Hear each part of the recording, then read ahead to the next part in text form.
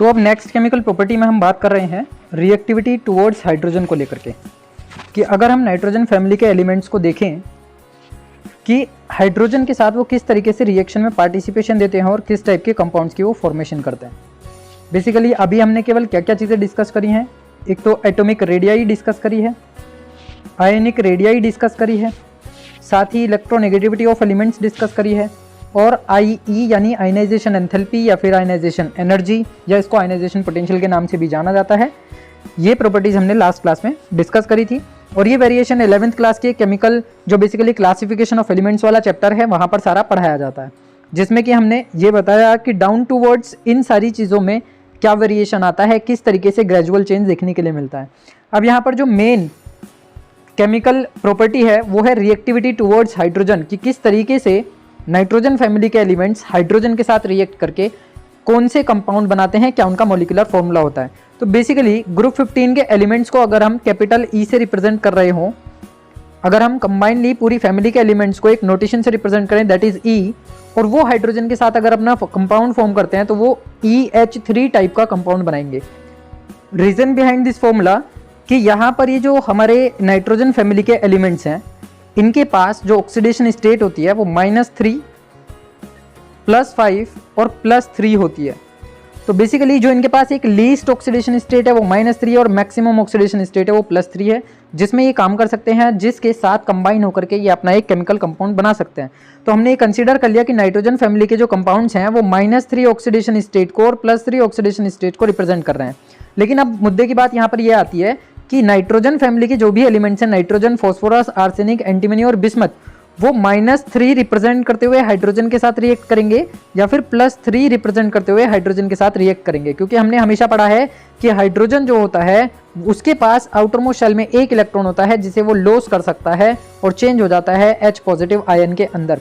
लेकिन अब यहाँ से ये क्वेश्चन अराइज होता है कि जो ये हाइड्राइड्स बनते हैं, जब हाइड्रोजन से रिएक्शन नाइट्रोजन फैमिली के कंपाउंड्स की कराई जाती है तो उसमें जो हाइड्रोजन है वो एज अ इलेक्ट्रो पॉजिटिव काम कर रहा है या एज इलेक्ट्रोनेगेटिव काम कर रहा है। तो यहाँ पर ये क्वेश्चन बहुत ज़्यादा पेपर में कई बार पूछ भी लिया जाता है कि इन hydrides of nitrogen family hydrogen acts as a cation और एनायन। यहाँ पे हाइड्रोजन एक्सेप्ट करेगा इलेक्ट्रॉन को या लॉस करेगा, क्योंकि इसके अंदर लॉस करने की टेंडेंसी है according to the alkali metals, जिसकी वजह से इसको अल्कली मेटल्स के ग्रुप में रखा गया है। और इनके पास गेन करने की टेंडेंसी है ड्यू टू द हेलोजन्स, क्योंकि इसको हेलोजन फैमिली में भी प्लेस दिया गया है। तो हेलोजन फैमिली में अगर ये प्लेस मिलेगा इसको तो हाइड्रोजन काम करेगा नेगेटिव की तरह, और अगर अल्कली में प्लेस दिया गया है तो ये काम करेगा पॉजिटिव की तरह। अब अगर मैं बात करूं इलेक्ट्रोनेगेटिविटी को लेकर के कि अगर ये अल्कली मेटल्स में है तो इसकी इलेक्ट्रोनेगेटिविटी कैसी होगी, बहुत कम होगी। इसका मतलब ये है कि इलेक्ट्रो पॉजिटिव एलिमेंट की तरह काम कर रहा है। अगर ये हेलोजन में रखा गया है तो इसका मतलब ये है कि इसकी इलेक्ट्रोनेगेटिविटी नाइट्रोजन फैमिली के एलिमेंट से क्या रहने वाली है, ज्यादा रहने वाली है। क्यों? क्योंकि इसके पास नंबर ऑफ इलेक्ट्रॉन्स ज्यादा होंगे और सेम शेल में जब नंबर ऑफ इलेक्ट्रॉन्स ज्यादा होते हैं तो इलेक्ट्रोनेगेटिविटी बढ़ती चली जाती है। तो हेलोजन फैमिली में रहते हुए hydrogen is more electronegative consider होगा as compare to the nitrogen family elements. इसका मतलब यह है कि यहाँ पर नाइट्रोजन की जो वैलेंसी होगी वो एज अ +3 काम करेगी और हाइड्रोजन की -1 काम करेगी। जब नाइट्रोजन फैमिली के एलिमेंट्स +3 ऑक्सीडेशन स्टेट पर अपने हाइड्राइड्स के अंदर प्रेजेंट होंगे तो उस केस में जितने भी हाइड्रोजन होंगे वो सारे के सारे नेगेटिव वैलेंसी को शो करते हुए अपने फॉर्मूले, अपने कंपाउंड्स को फॉर्म करेंगे। तो बेसिकली अमोनिया जिसकी हम बात कर रहे हैं, नाइट्रोजन ये आ गया मेरे पास, एक हाइड्रोजन मैंने ये कनेक्ट कर दिया, एक हाइड्रोजन मैंने ये कनेक्ट कर दिया, एक हाइड्रोजन ये कनेक्ट कर दिया, 3 हाइड्रोजन कनेक्ट हो गए, बचा नाइट्रोजन का एक लोन पेयर जिसको हमने यहाँ पे रिप्रेजेंट किया। अब बेसिकली ये जो स्ट्रक्चर मैंने बनाई है ये एक्चुअल ज्योमेट्री है अमोनिया की, लेकिन जब हम इसकी बॉन्ड लाइन स्ट्रक्चर बनाते हैं तो उसमें हम करते क्या है कि नाइट्रोजन को बीचों बीच लिखा, हम करते ये हैं कि नाइट्रोजन को मैंने लिख दिया बीचों बीच, नाइट्रोजन के साथ एक हाइड्रोजन ये लगा दिया, एक हाइड्रोजन ये लगा दिया और एक हाइड्रोजन ये लगा दिया। साथ में नाइट्रोजन के आउटर मोस्ट शेल में अभी 2 इलेक्ट्रॉन बचे हुए हैं जो कि लोन पेयर की तरह काम कर रहे हैं। ये हमारे आ गए लोन पेयर। अब लोन पेयर और लोन पेयर, हमने केमिकल बॉन्डिंग में एक चीज पढ़ी है कि लोन पेयर के बीच में जो रिपल्जन होता है वो मैक्सिमम होता है लोन पेयर बॉन्ड पेयर से, और लोन पेयर बॉन्ड पेयर का जो रिपल्जन होता है वो बॉन्ड पेयर से ज्यादा होता है। तो बेसिकली यहाँ पर एक लोन पेयर है और एक बॉन्ड पेयर है, यहाँ पर भी एक लोन पेयर है और एक बॉन्ड पेयर है। ये आपस में कैसे हैं, बॉन्ड पेयर, और ये भी कैसे हैं, बॉन्ड पेयर और बॉन्ड पेयर। तो बेसिकली लोन पेयर और बॉन्ड पेयर के बीच में क्या देखने के लिए हमें मिलेगा, रिपल्जन देखने के लिए मिलेगा। तो जब लोन पेयर बॉन्ड पेयर को रिपेल कर रहा होगा तो ये वाले जो बॉन्ड्स हैं ये कैसे हो जाएंगे, नीचे की तरफ टिल्ट हो जाएंगे। जब ये नीचे की तरफ झुक जाएंगे तो बेसिकली जो स्ट्रक्चर हमें देखने के लिए मिलेगी वो कुछ ऐसी होगी। नाइट्रोजन के साथ हाइड्रोजन इस तरीके से कनेक्ट होंगे और लोन पेयर अपनी जगह पर बना हुआ होगा एज इट इज। अब अगर मैं इसकी ज्योमेट्री के लिए, reason behind this repulsion between lone pair lone pair, lone pair bond pair, bond pair bond pair. Chemical bonding में सबसे पहली ये चीज पढ़ाई जाती है ऑक्टेट रूल के बाद कि अगर कहीं पर लोन पेयर और बोन पेयर दोनों प्रेजेंट हों तो लोन पेयर के पास जो इलेक्ट्रॉन्स हैं वो फ्री हैं, वो इलेक्ट्रॉन्स केवल एक क्राइटेरिया के अंदर बाउंड हैं, लेकिन जो बॉन्डेड इलेक्ट्रॉन्स हैं वो पूरी तरीके से बंधे हुए हैं, ये कहीं भी पार्टिसिपेशन देने के लिए फ्री नहीं होंगे। अब ये जो लोन पेयर के इलेक्ट्रॉन्स होते हैं ये ज़्यादा इलेक्ट्रोनेगेटिव कंसीडर किए जाते हैं as compare to the bond pair electrons. तो जो इलेक्ट्रॉन्स होते हैं लोन पेयर वाले वो बॉन्ड पेयर वाले के ऊपर अपना प्रेशर फील कराते हैं, जिसकी वजह से वो थोड़ा सा नीचे की तरफ टिल्ट हो जाता है, यानी कि यहाँ पे रिपल्जन फील होता है। इस इलेक्ट्रॉन की वजह से इस बॉन्ड पेयर इलेक्ट्रॉन के पास क्या मिलेगा, एक रिपल्जन देखने के लिए मिलेगा, क्योंकि like charge always repel each other, जिसकी वजह से ये ज्योमेट्री जो है वो स्ट्रेट ना रह करके कैसी हो जाती है, थोड़ी सी नीचे की तरफ टिल्ट हो जाती है। और जब ये टिल्ट हो जाएगी तो बेसिकली यहाँ का जो बॉन्ड एंगल होगा वो बढ़ जाएगा। लोन पेयर और बॉन्ड पेयर का जो बॉन्ड एंगल होगा वो पहले के कंपैरिजन में बढ़ जाएगा। अगर ये पहले 90 डिग्री कंसीडर हो रहा है तो अब ये 109 डिग्री 28 मिनट कंसीडर होगा, जो कि ऑलमोस्ट टेट्राहेड्रल की स्ट्रक्चर के जैसा है, या मैं कहूंगा कि अमोनिया की स्ट्रक्चर एज अ टेट्राहेड्रल ही कंसीडर होती है। अब अगर हम इससे आगे बात करें तो जितने भी हमारे हाइड्राइड्स हैं, जितने भी हमारे हाइड्राइड्स होते हैं वो रेगुलर ग्रेडेशन दिखाते हैं अपनी प्रॉपर्टीज में। रेगुलर ग्रेडेशन का क्या मतलब हुआ कि जब तुम डाउन टूवर्ड्स नीचे जा रहे हो, देखो डाउन टूवर्ड्स का मतलब इस तरीके से हम जाएंगे तो सबसे पहले क्या रखा हुआ है, नाइट्रोजन सबसे ऊपर होगा, फिर उसके बाद फॉस्फोरस है नीचे, फिर उसके बाद आर्सेनिक, फिर उसके बाद एंटीमनी, फिर उसके बाद बिस्मथ। तो जब हम डाउन टूवर्ड्स आते हैं तो यहाँ पे एक ग्रेजुअल चेंज मिलता है। ग्रेजुअल चेंज का क्या मतलब हुआ कि ये रेगुलर डिक्रीज होती है, यानी कि जो इनके हाइड्राइड्स की टेंडेंसी है, जो इनकी प्रॉपर्टी है, वो अमोनिया से स्टार्ट होते हुए बिस्मथ के हाइड्राइड तक कंटिन्यूअसली डिक्रीज होती है। डिक्रीज होने का मतलब रीजन क्या है कि जो बॉन्ड डिसोसिएशन एनर्जी होगी या बॉन्ड डिसोसिएशन एंथैल्पी होगी वो भी क्या हो जाएगी, कम हो जाएगी, डिक्रीज हो जाएगी। यानी कि जो नाइट्रोजन के साथ हाइड्रोजन बंधे हुए हैं उनको तोड़ पाना हमारे लिए थोड़ा मुश्किल होगा as compare to the bismuth के साथ जो हाइड्रोजन बंधे हुए हैं उनके लिए। जो हाइड्रोजन बिस्मथ के साथ जुड़े होंगे उनको हम इजीली ब्रेक कर पाएंगे as compare to the hydrogen connected to the nitrogen atom. Reason क्या है उसके पीछे का कि नाइट्रोजन के जो लोन पेयर होते हैं वो बहुत ही ज़्यादा कंजिस्टेड होते हैं, वो इतने छोटे अट्रैक्शन के क्राइटेरिया के अंदर होते हैं कि आसानी से रिलीज नहीं किए जा सकते किसी भी रिएक्शन में पार्टिसिपेशन देते हुए, जिसकी वजह से इसके बॉन्ड को हाइड्रोजन के साथ तोड़ना हमारे लिए मुश्किल वाली बात हो जाती है। और इसके लिए जब एनर्जी ज़्यादा खर्च करनी पड़ेगी तो हम ये कहेंगे कि इसकी जो बॉन्ड डिसोसिएशन एनर्जी है या बॉन्ड डिसोसिएशन एंथैल्पी है वो भी क्या होगी, ज़्यादा होगी। ज़्यादा होने का मतलब है कि वो कैसी हो जाएगी, नेगेटिव हो जाएगी। अगर कम होगी तो वो कैसी हो जाएगी, पॉजिटिव हो जाएगी। पी ब्लॉक के अंदर हमेशा और डी ब्लॉक के अंदर इन दो टर्म्स का हमेशा ध्यान रखना है कि अगर कोई वैल्यू ज़्यादा है, ज़्यादा का मतलब होगा कि वो नेगेटिव वैल्यू को डिफाइन कर रहा है, यानी हमें ज़्यादा अमाउंट ऑफ एनर्जी को खर्च करना पड़ेगा। और अगर कोई चीज़ पॉजिटिव को डिफाइन कर रही है, इसका मतलब ये है कि वो बहुत कम अमाउंट ऑफ एनर्जी के साथ ही क्या कर सकती है, रिस्पॉन्स कर सकती है, बोन डिसोसिएट कर सकती है या फिर बोन फॉर्म कर सकती है। तो अगर मैं बात करूँ रिड्यूसिंग कैरेक्टर की, क्योंकि इसके अंदर क्या हो रहा है, देखो ये दोनों कैसे हैं, सॉलिड स्टेट पर पाए जाते हैं और सॉलिड स्टेट के साथ साथ ही कैसे होते हैं, नॉन मेटल्स होते हैं। ये हमने इनकी फिजिकल प्रॉपर्टीज में देखा था। आर्सेनिक और एंटीमनी ये कैसे होते हैं, मेटलॉइड्स होते हैं, क्योंकि इनके अंदर दोनों की प्रॉपर्टी पाई जाती है, मेटल नॉन मेटल। और बिस्मथ कैसी होती है, हमेशा मेटल की स्टेट पर मिलती है, क्योंकि ये मेटालिक कैरेक्टर को रिप्रेजेंट करती है। तो जब मेटालिक कैरेक्टर को रिप्रेजेंट कर रही है तो ये ऑक्सीडाइजिंग कैरेक्टर से रिड्यूसिंग कैरेक्टर की तरफ बढ़ रहे हैं।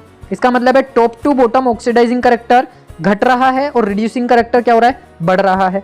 तो यहाँ पर रिड्यूसिंग कैरेक्टर जो है हाइड्राइड्स का अमोनिया से बिस्मथ के हाइड्राइड तक कंटिन्यूअसली इंक्रीज होता है। और ये BiH3 जो होता है वो एक अच्छे रिड्यूसिंग एजेंट की तरह काम किया जाता है, स्ट्रॉन्ग रिड्यूसिंग एजेंट इसको हम बताते हैं। लेकिन जो अमोनिया होती है वो एक माइल्ड रिड्यूसिंग एजेंट होती है, जिसकी वजह से उसको ऑर्गेनिक केमिस्ट्री के अंदर बहुत सारी रिएक्शंस में एज अ सॉल्वेंट यूज करते हैं। सॉल्वेंट यूज करने का बेसिक रीजन ये होता है कि वहां पर ये किसी भी चीज को एक माइल्ड रिड्यूसिंग एजेंट की तरह रिड्यूस कराएगी, यानी कि रिडक्शन के प्रोसेस में क्या करेगी, हेल्प करेगी। तो यहां से एक क्वेश्चन आ जाता है कि रिड्यूसिंग कैरेक्टर डिक्रीजेज और increases when we goes from top to bottom in a group in the nitrogen family. तो नाइट्रोजन फैमिली में जब हम टॉप टू बॉटम जाएंगे तो रिड्यूसिंग कैरेक्टर हमेशा क्या होगा, इंक्रीज होगा due to the metallic character of bismuth और decrease in the non metallic character of elements. तो नाइट्रोजन हमारा नॉन मेटल है, फॉस्फोरस हमारा नॉन मेटल है, आर्सेनिक मेटलॉइड हो गया, एंटीमनी मेटलॉइड हो गया, बिस्मथ मेटल हो गया। तो जब हम डाउन टूवर्ड्स आए ग्रुप में, ऊपर से नीचे की तरफ आए, तो मेटल का करेक्टर बढ़ता गया और नॉन मेटल का करेक्टर घटता गया। इसका मतलब ये होगा कि यहाँ पर जो ऑक्साइड्स अगर मैं इनके बनाता हूँ, यहाँ से एक रिजल्ट मैं और निकालता हूँ कि अगर मैं नाइट्रोजन फैमिली के एलिमेंट्स का ऑक्साइड बनाता हूँ तो उन ऑक्साइड्स की नेचर कैसी होगी, बेसिक नेचर डाउन टूवर्ड्स बढ़ेगी और ऑक्साइड नेचर क्या घटेगी, एसिडिक नेचर क्या होगी, घटेगी। क्योंकि नॉन मेटल के ऑक्साइड्स जो होते हैं वो एसिडिक होते हैं और मेटल के ऑक्साइड्स जो होते हैं वो बेसिक होते हैं। तो यहाँ से ये भी क्वेश्चन बन जाता है, इस प्रॉपर्टी को भी हम आगे देखेंगे नेक्स्ट स्लाइड्स में, कि एसिडिक ऑक्साइड्स जो करेक्टर होता है वो डिक्रीज होता है down towards in the nitrogen family, और जो बेसिक ऑक्साइड का करेक्टर होता है वो इंक्रीज होता है down towards in the nitrogen family. अब यहां से एक क्वेश्चन अराइज होता है कि PH3 जो कि हमने हाइड्राइड देखा अभी फॉस्फोरस का जो हाइड्राइड होता है has lower boiling point than ammonia. Nitrogen का एक हाइड्राइड हमारे सामने है, फॉस्फोरस का एक हाइड्राइड हमारे सामने है। अब क्वेश्चन हमसे कह रहा है कि जो फॉस्फोरस का हाइड्राइड होता है उसका बॉइलिंग पॉइंट लेस होता है, कम होता है as compare to the ammonia यानी कि नाइट्रोजन हाइड्राइड। दो phosphorus and nitrogen belongs to the same group, जबकि ये दोनों सेम ग्रुप से बिलोंग करते हैं। तो ऐसा क्यों है, उसके पीछे का हमसे रीजन पूछा है। तो ये रीजन भी हम कल ही डिस्कस कर चुके थे फिजिकल प्रॉपर्टीज के अंदर, कि जो नाइट्रोजन होता है वो हमेशा गैसियस फेज में पाया जाता है और जो फॉस्फोरस है वो हमेशा सॉलिड फेज में पाया जाता है। एक चीज तो हमने ये देखी थी फिजिकल प्रॉपर्टीज के अंदर। दूसरी एक चीज ये है कि जब हम नाइट्रोजन को हाइड्रोजन के साथ डालते हैं और फॉस्फोरस को हाइड्रोजन के साथ डालते हैं, तो nitrogen most electronegative element in the family होने की वजह से हाइड्रोजन बॉन्डिंग कर देता है हाइड्रोजन के साथ, जबकि फॉस्फोरस की इलेक्ट्रोनेगेटिविटी नाइट्रोजन से कम होती है, जिसकी वजह से हाइड्रोजन बॉन्डिंग नहीं बना पाता। अब अगर हाइड्रोजन बॉन्डिंग का कहीं पर रीजन आ जाए, जब हम बात कर रहे हो हाइड्रोजन बॉन्डिंग को लेकर के, तो वहां पर बॉइलिंग पॉइंट हमेशा ही क्या होगा, ज्यादा होगा उस कंपाउंड का जिसमें हाइड्रोजन बॉन्डिंग बनेगी। और हाइड्रोजन बॉन्डिंग केवल मोस्ट इलेक्ट्रोनेगेटिव एलिमेंट्स के बीच ही बनती है, जैसे कि हमारे पास नाइट्रोजन है, फ्लोरीन है और ऑक्सीजन है। अगर ये तीनों कभी किसी कंपाउंड में हाइड्रोजन के साथ दिखाई देते हैं, यानी कि मैंने बात करी अमोनिया की, या फिर मैंने बात करी FH3 की या HF की, मैंने बात करी ऑक्सीजन की जो कि वाटर मॉलिक्यूल में बनता है H2O, तो तीनों के तीनों जो मॉलिक्यूल रहने वाले हैं यहाँ पे, ये कैसे होंगे, हाइड्रोजन बॉन्डेड होंगे। और जब हाइड्रोजन बॉन्डेड स्ट्रक्चर हमारे सामने आएगी तो वहां पर बॉइलिंग पॉइंट ऑटोमेटिक हम ये कहेंगे कि वो इंक्रीज हो गया, क्योंकि हाइड्रोजन बॉन्डिंग जो मानी जाती है वो स्ट्रॉन्गेस्ट बॉन्डिंग मानी जाती है इन दी आयनिक फेज। तो अब बेसिकली हो क्या रहा है कि जब हम PH3 और NH3 की बात कर रहे हैं, तो नाइट्रोजन हाइड्रोजन के साथ रिएक्शन करके क्या बना रहा है यहाँ पे, हाइड्रोजन बॉन्डिंग। और हाइड्रोजन बॉन्डिंग जब बनेगी तो वो PH3 की बॉन्डिंग से क्या होगी, स्ट्रॉन्ग होगी, जिसकी वजह से हम ये कहते हैं कि boiling point of phosphine is lesser than that of the ammonia, या फिर phosphorus hydride is less than that of the nitrogen hydride. यही रीजन सेम एज यहाँ पर लिखा हुआ है, इंटरमोलिकुलर हाइड्रोजन बॉन्डिंग होने की वजह से बॉइलिंग पॉइंट क्या हो जाता है, अमोनिया का ज्यादा और फॉस्फीन का क्या हो जाता है, कम। तो ये हमारे पास एक ऑर्डर है, इस ऑर्डर को हमें याद रखना है कि स्टेबिलिटी, बेसिसिटी किस तरीके से काम कर रही है। तो अब क्या हो रहा है, मैंने क्या किया, अमोनिया की तरफ ग्रेटर का साइन लगाया। अमोनिया जो है बेसिकली सबसे ज्यादा कैसी हो गई, हाइड्रोजन बॉन्डिंग को रिप्रेजेंट करने वाली, यानी कि इसका बॉइलिंग पॉइंट सबसे ज्यादा हो गया। फॉस्फीन का उससे कम हो गया, आर्सेनियस हाइड्राइड का उससे कम हो गया, एंटीमनी हाइड्राइड का उससे कम हो गया और बिस्मथ हाइड्राइड का उससे भी कम हो गया। बेसिकली जब हम डाउन टूवर्ड्स आएंगे, डाउन टूवर्ड्स जैसे जैसे तुम आओगे, तो यहां पर जो बेसिसिटी है वो डिक्रीज होगी। अब देखो, अभी हम बात कर रहे थे बेसिक ऑक्साइड की, वो अलग चीज है और बेसिसिटी अलग चीज है। इन दोनों को कभी भी आपस में हमें मर्ज नहीं करना। बेसिसिटी एक अलग कंडीशन है, बेसिक ऑक्साइड एक अलग कंडीशन है। यहां पर जो ये कंपाउंड्स हम ले रहे हैं वो बेसिसिटी के बिहाफ में जब हम डिफाइन करेंगे तो इसका मतलब ये होगा कि लोन पेयर की बात करी जा रही है। लेकिन जब कभी भी बेसिक ऑक्साइड की बात करेंगे तो वहां पर हमेशा ही ऑक्सीजन के किसी कंपाउंड की बात करेंगे। जैसे अगर Bi की रिएक्शन में कराता हूं ऑक्सीजन के साथ, तो BiO3 बेसिक ऑक्साइड बनाएगा, बिस्मथ ऑक्साइड। और जो नाइट्रोजन है वो अलग अलग ऑक्साइड बनाएगा, जो NO भी बनेगा, NO2 भी बनेगा, N2O3 भी बनेगा, N2O4 भी बनेगा, N2O5 भी बनेगा। तो ये होते हैं हमारे ऑक्साइड्स। लेकिन जब मैं बेसिसिटी की बात करूंगा, ये टर्म को बहुत ध्यान से याद रखना है। बेसिसिटी की जब हम बात करते हैं तो इसका मतलब ये है कि मैंने बात करी है lone pair of the atom की, lone pair of the electron की, लोन पेयर इलेक्ट्रॉन की मैं बात कर रहा हूं। तो अब यहां पर हो क्या रहा है, जब हम डाउन टूवर्ड्स आते हैं तो नाइट्रोजन के पास अपना लोन पेयर बैठा हुआ है, फॉस्फोरस के पास अपना लोन पेयर बैठा होगा, ऐसे ही आर्सेनिक के पास अपना लोन पेयर होगा, एंटीमनी के पास भी होगा, बिस्मथ के पास भी होगा। इन सभी के पास अपने एक एक लोन पेयर एटलीस्ट होता है। लेकिन जो नाइट्रोजन है वो अपना लोन पेयर इजीली किसी भी रिएक्शन में पार्टिसिपेशन कराने के लिए अलाउ नहीं करता, जिसकी वजह से हम ये कहते हैं कि ये मोस्ट बेसिक है नाइट्रोजन फैमिली में। अब यहां पर नाइट्रोजन को मोस्ट बेसिक कंसीडर किया due to the restriction of the allowance of the lone pair electron in the chemical composition या केमिकल रिएक्शन। जबकि मैं फास्फोरस की बात करूं तो ये अपने लोन पेयर को थोड़ा इजीली ही क्या कर देता है, रिलीज कर देता है फॉर द बॉन्डिंग, कि ये किसी दूसरे एटम के साथ, दूसरे कंपाउंड के साथ क्या कर ले, आसानी से रिएक्शन में पार्टिसिपेशन दे ले अकॉर्डिंग टू द रिक्वायरमेंट, जिसकी वजह से नाइट्रोजन की जो बेसिसिटी है वो बढ़ जाती है और फास्फोरस की बेसिसिटी घट जाती है।